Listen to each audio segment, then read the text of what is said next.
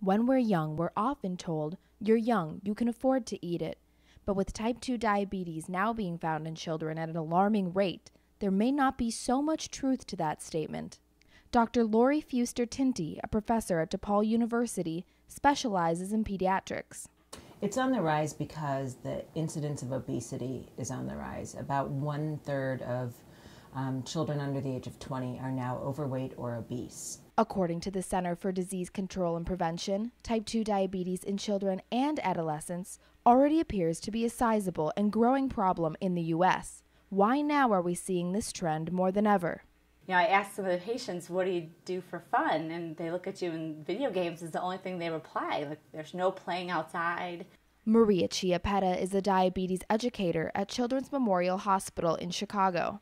You know, I try to reinforce with parents that they're not to blame, because parents do feel real guilty. So I hate to put the blame on the parent, and usually it isn't the parent's fault. If not from their parents, where are children learning their unhealthy behaviors from? It's kind of across the board. I mean, we're seeing the increase in adulthood obesity by leaps and bounds, and you know, can't help but affect the children because the kids are eating what the parents have in the house.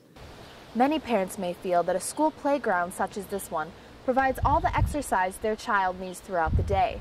However, with schools cutting back on budgets and focusing more on academics than ever, that may not necessarily be the case.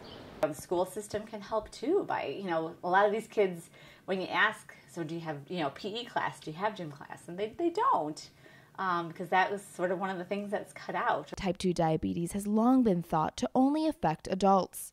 This has led doctors to often overlook the disease in children.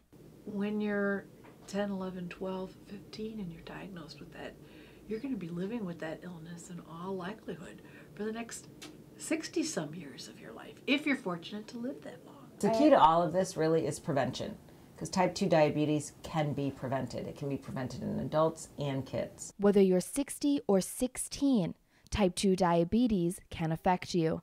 Reporting from DePaul University in Chicago, I'm Rachel Skytta.